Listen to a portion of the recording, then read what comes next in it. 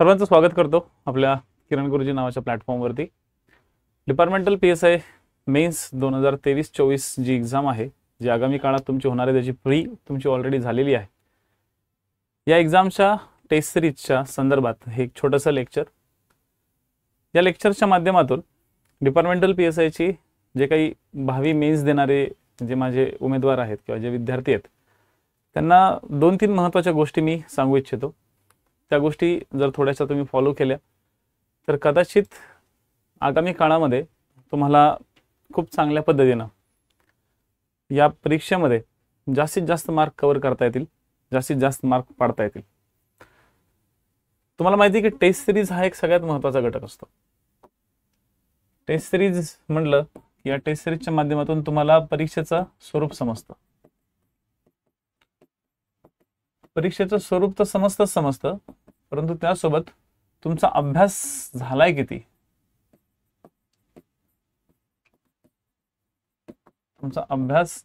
तो सुद्धा समजतो।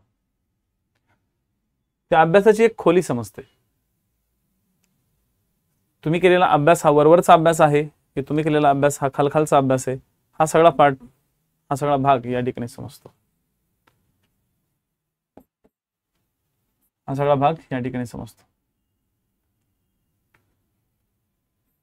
तुमचा अभ्यासक्रम पूर्ण झालाय का?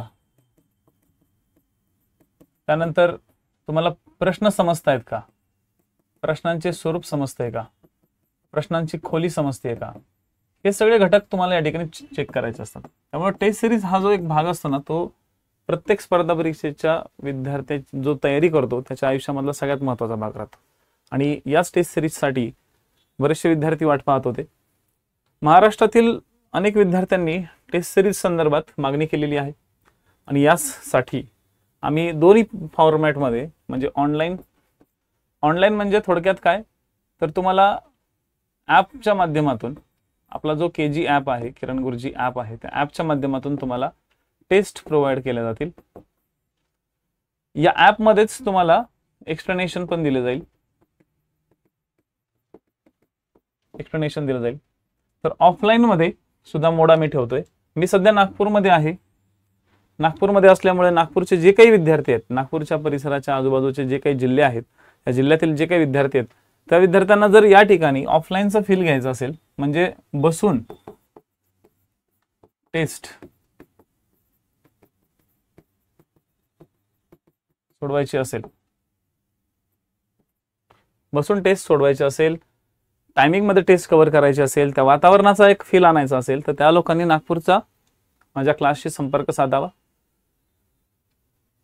या क्लासच्या माध्यमातून तुम्हाला एक ऑफलाईन फील तर येईलच, तिथंच तुमचं स्पष्टीकरण पण क्लिअर केलं जाईल। एकदा तुम्हाला स्पष्टीकरण सगळ्या गोष्टी मिळाल्या तर तुम्ही एकदम चांगल्या पद्धतीने त्याला डील करू शकता। तुम्हाला तुमचे क्वेश्चन्स कसे बरोबर आले, कसे चूक आले ते सुद्धा समजतील। तर आता बघा, तुमचा जो अभ्यासक्रम आहे, आता सध्याची परिस्थिती अशी विद्यार्थ्यांची, तर काही विद्यार्थी, म्हणजे तुमचे विद्यार्थी जे आहेत डिपार्टमेंटलची तयारी करणारे, ते 3 प्रकारचे विद्यार्थी आहेत। त्यातला पहिला जो प्रकार आहे तो आहे एकदम नवीन, म्हणजे थोडक्यात 2018ची बॅच। तर नवीन विद्यार्थ्यांचा एकच सगळ्यात मोठा इश्यू असतो, ते म्हणजे त्यांना शिक्षा पाठ होत नाहीत, शिक्षा लक्षात राहत नाहीत। ते कलम, शीर्षक लक्षात ठेवतात, परंतु त्यांची प्रकरणं, त्याचे भाग, त्याचे खाचखळगे त्यांना समजत नाहीत। तर मी 2018च्या बॅचला सगळ्यांना सांगेल की त्यांनी टेस्ट सिरीजचा नक्की फायदा करून घ्यावा। टेस्ट सिरीजमुळे तुम्हाला समजतं की काय आपण कुठे कमी पडतो। दुसरे विद्यार्थी असतात की ज्यांनी 2 अटेम्प्ट दिलेले होते, परंतु त्या 2 अटेम्प्ट मध्ये कधी मेन्सला गेलेच नाहीत, त्यांनी 2 अटेम्प्ट दिलेत असे विद्यार्थी की ज्यांनी मेन्सला गेले नाहीत, आणि प्रॉब्लेम असा आहे की त्यांचा मेन्सचा अभ्यास पण पूर्ण नव्हता झाला, त्यांनी मेन्स कधी केलीच नव्हती, कधी केली नसलेली। तर अशा लोकांनी सुद्धा याचा फायदा करून घ्यावा। आता या 2 विद्यार्थ्यांना मी असं सांगेल की तुम्हाला या ठिकाणी हा विचार करायचा आहे की आपल्याला आपला जो कलम आहे, हा कलम आपल्याला समजून घेऊन अभ्यास करायचा आहे। बरेचसे विद्यार्थी मी डिपार्टमेंटमध्ये पाहिलेले आहेत की जे फक्त रट्टा मारतात, रट्टाफिकेशन वरती चालतात।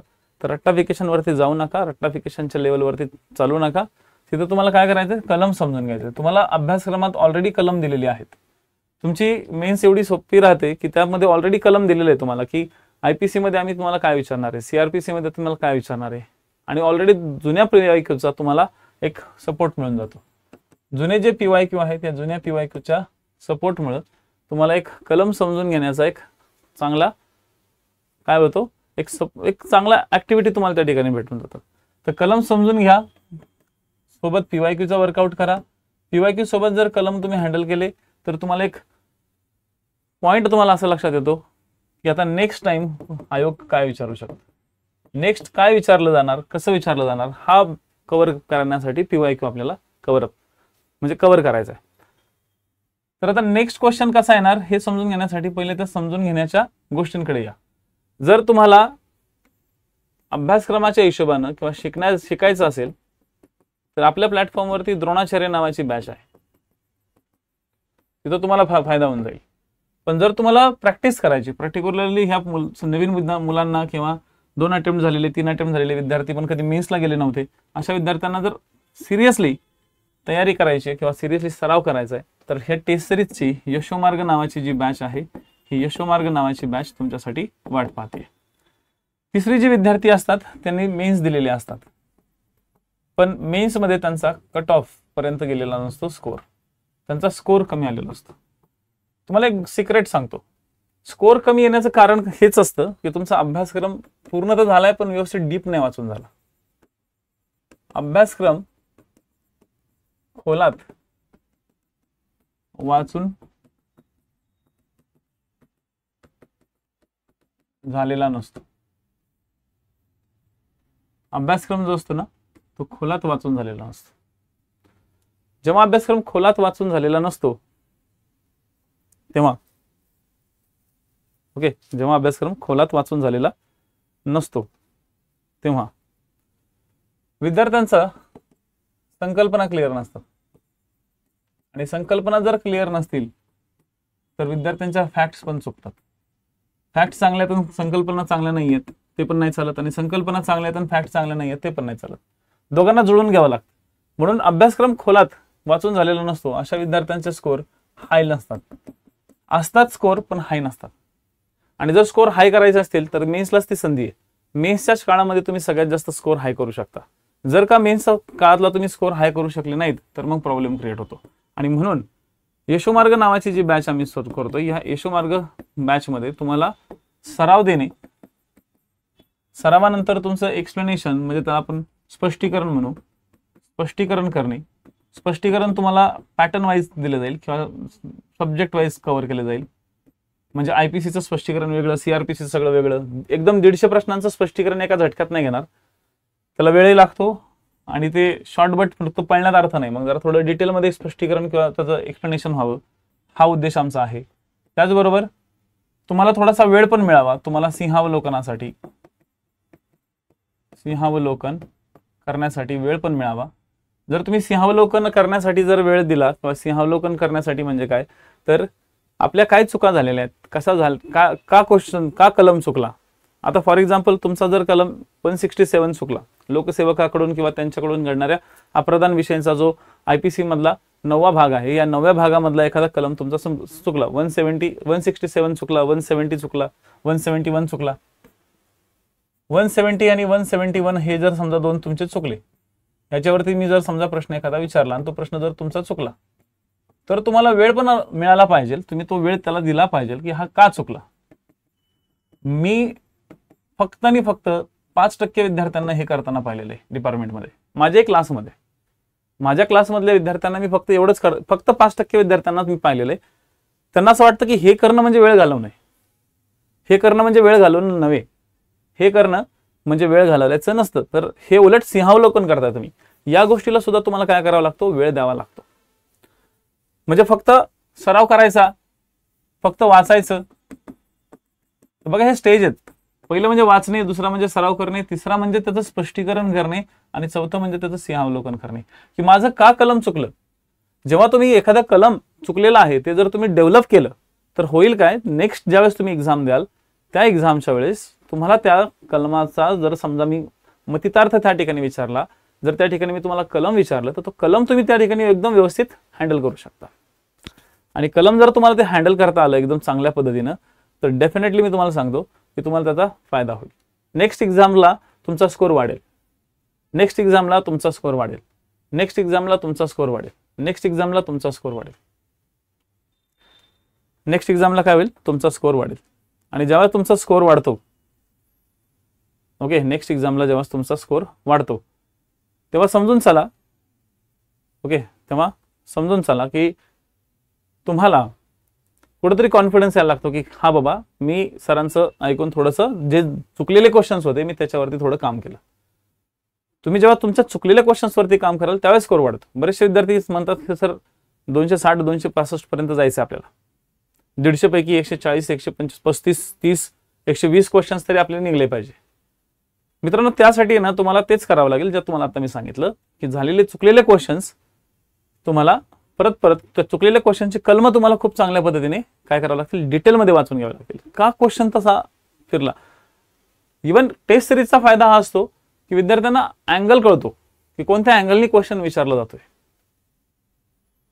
म्हणजे तुम्हाला रिकाम्या जागा विचारल्या जात आहेत, तुम्हाला फॅक्च्युअल डाटा विचारला जातोय, तुम्हाला एखादी कन्सेप्ट विचारली जाते, तुम्हाला एखादं कारण विचारलं जातंय की तुम्हाला विधानं विचारली जात आहेत.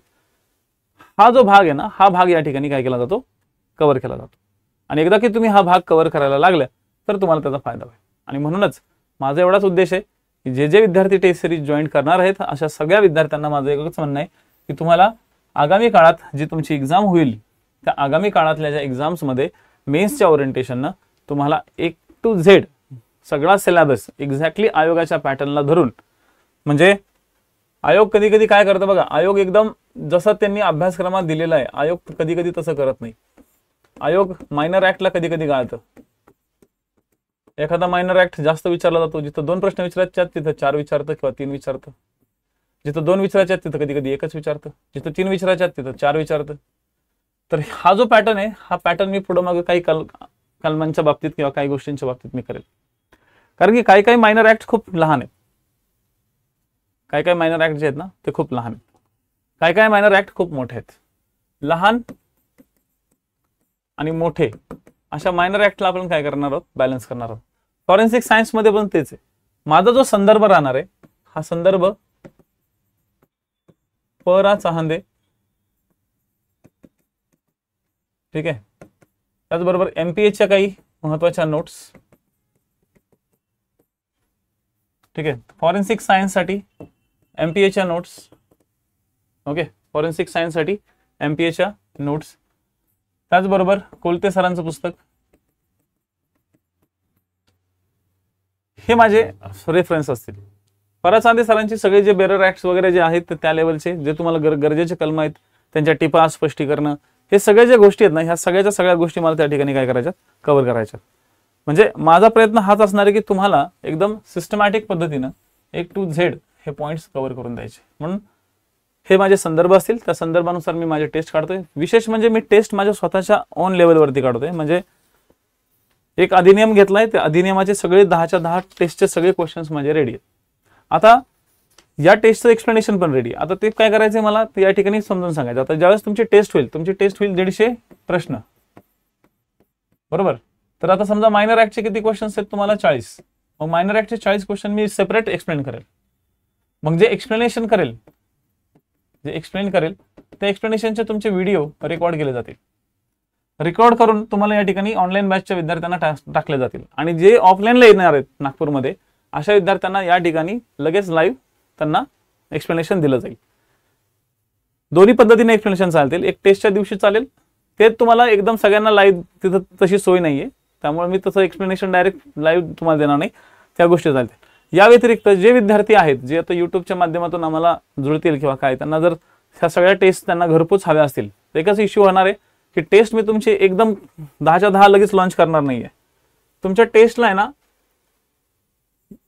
एक टेस्ट होईल 1 आठवड्यात, म्हणजे एक आठवड्याचा गॅप राहील. 1 आठवडा एक टेस्ट, दुसरी टेस्ट नेक्स्ट आठवडा, मग मधला 1 आठवडा तुमचा गॅप होईल.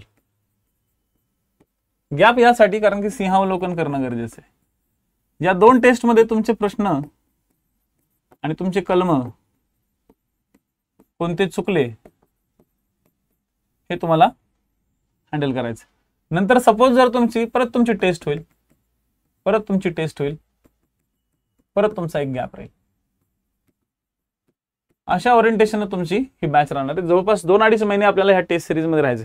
टेस्ट सिरीज एकदम गपकन द्यायची आणि रोज एक टेस्ट सोडवायची असा विचार करू नका. कारण की पोरांचा प्रॉब्लेम असा होतोय की टेस्ट तुम्ही 30-30 प्रश्नपत्रिका सोडवता. तुम्ही 30-30 प्रश्नपत्रिका सोडवता, पण जिथं तुम्ही चुकता ती कलम मात्र तुम्ही नीट करत नाही. माझं म्हणणं आहे की तुम्ही थोडा गॅप देणं पाहिजे. तुम्ही सिंहावलोकन करणं गरजेचं आहे. तुम्ही थोडंसं त्याला रिव्हिजन करणं गरजेचं आहे. जर तुम्ही ह्या गोष्टी केल्या तर मी 100% सांगतो की तुम्हाला या ठिकाणी सगळ्यात भारी मार्क्स मिळतील. तसंच आपण कुठं कमी पडतो? आपण शिक्षणामध्ये कमी पडतो. आपल्याला प्रकरणं नाही समजली, आपल्याला टिपा नाही समजल्या, आपल्याला स्पष्टीकरण नाही समजली, तर आपण त्या गोष्टी कव्हर करण्याला वेळ दिला पाहिजे. आपण ह्या गोष्टी कव्हर करायला वेळ दिला पाहिजे. आणि हे टेस्ट सिरीजमुळे कळतं. कारण की मी क्वेश्चन्स काढताना बेरर ऍक्टच्या हिशोबाने काढेल. आयोगाचा नवीन पॅटर्न आलेला आहे. जर आयोगाने 2021 पेक्षाही जर 23 काळामधले जे पूर्व परीक्षेचा जो पॅटर्न बदललेला आहे, डेफिनेटली तुम्हाला मेन्सचा पॅटर्न पण चेंज होणार. त्याचबरोबर मेन्स जी आहे ही मेन्स थोडेसे एक वेगळ्या अप्रोचने सेटअप करावं लागणार आहे. ओके, मेन्स काय करावं लागणार आहे? एक वेगळ्या अप्रोचने सेट करावं लागणार आहे. म्हणजे थोडक्यात मेन्समध्ये काय तर मेन्समध्ये तुम्हाला थोडीशी काठिण्य पातळी जरा जास्त ठेवायचा मी प्रयत्न करेन आणि असणार पण आहे. आयोग तुम्हाला काठिण्य पातळीच्या हाय लेवलवरती न्यायचा पण प्रयत्न करेल आणि नॉर्मल लेवल ठेवायचा पण प्रयत्न करेल. कारण की दिवसेंदिवस काय होतीये, दिवसेंदिवस स्पर्धा वाढत चाललेली आहे. पेपर पॅटर्न बदलतोय आणि मोस्ट इम्पॉर्टंट तुम्हाला भरपूर मोठा चान्स मिळालेला आहे. टायमिंग भेटलेला आहे. 4 महिने तुम्हाला तो नॉर्मल भेटले. तुमचे रिझल्ट अजून आले पण नाही प्रीज. त्यामुळे कुठं ना कुठं तरी तुम्हाला ह्या एक्झाम्स ओरिएंटेड फोकस ठेवावा लागेल. म्हणून माझं एकच म्हणणं आहे की आता वेळ आलेली आहे एक चांगल्या पद्धतीनं सराव करण्याची. तर आता तुम्ही आणि मी असं दोघं मिळून चांगल्या पद्धतीने सराव करून घेऊया. तुमचाही सराव मी करून घेईल आणि या संदर्भात या संदर्भात जे काही चर्चा वगैरे करायची आहे तो सगळाचा सगळा पार्ट आपण पुढे कव्हर करूया. राईट. माझा एकच उद्देश आहे माझा एकच उद्देश आहे की तुम्हाला एक चांगल्या पद्धतीनं टेस्ट सिरीज अवेलेबल करून द्यायची. तर तुम्हाला त्यासाठी काय करणं गरजेचं आहे, तर तुम्हाला त्यासाठी किरण गुरुजी नावाचा माझा ऍप आहे. त्या किरण गुरुजी नावाचा ऍप ज्याचा लोगो तुम्हाला पलीकडे दिसेल, ओके, केजी ऍप. याच्यामध्ये तुम्हाला डिपार्टमेंट PSI तुम्हाला सगळ्यात पहिले रजिस्ट्रेशन करायला लागेल. तिथे गेल्यानंतर डिपार्टमेंट PSI ची तुम्हाला काय दिसेल, फोल्डर दिसेल. या डिपार्टमेंट PSI च्या फोल्डरमध्ये यशोमार्ग नावाची बॅच आहे. यशोमार्ग नावाची बॅच. या यशोमार्ग नावाच्या बॅच सोबत जर तुम्हाला शिकायची इच्छा असेल तर मेन्स ओरिएंटेड द्रोणाचार्य बॅच त्या ठिकाणी आहे. द्रोणाचार्य बॅच आहे. तर यशोमार्ग जी बॅच आहे, यशोमार्ग बॅच मध्ये या. यशोमार्ग बॅच मध्ये 10 टेस्ट असणार आहेत.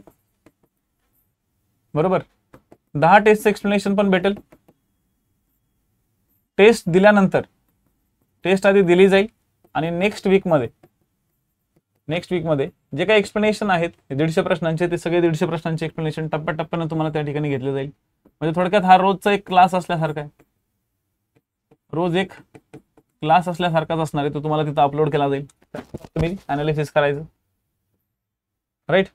तर यशोमार्ग ही बॅच आहे. या बॅचमध्ये या बॅचची फीज आम्ही 1800 रुपये ठेवलेली आहे. तसं तर या बॅचची फीज आम्ही 2400 रुपये ठेवली, कारण की आम्हाला एक्सप्लेनेशन आणि बाकी सगळ्या गोष्टी द्यायच्यात. गरज पडली तर तुम्हाला आणखी पण ऍडिशन, म्हणजे जर तुमची एक्झाम लांबली तर आम्ही आणखी ऍडिशन मध्ये त्यामध्ये टेस्ट ऍड करून देण्याचा प्रयत्न करू. पण आता मुद्दा असा आहे की जे काही तुम्हाला प्रश्न द्यायचे आहेत ते सगळेचे सगळे प्रश्न तुम्हाला या ठिकाणी ऑनलाईन ऑफलाईन पद्धतीने. त्यामुळे आम्ही 25% डिस्काउंट दिलाय. 25% डिस्काउंट देऊन तुमची 1800 रुपये फीस आम्ही या ठिकाणी केलेली आहे. तर हा डिस्काउंट जास्त दिवस राहणार नाही. त्यामुळे पटापट ही जी ऑफर आहे ती ऑफर ग्रॅब करा आणि लवकरात लवकर ह्या प्लॅटफॉर्मवरती या. ठीक आहे. एवढं बोलून आजचं आपलं लेक्चर थांबूया. जय हिंद, जय महाराष्ट्र. ठीक आहे. अभ्यास चांगला करा आणि या प्लॅटफॉर्मवरती जुळून राहा. धन्यवाद.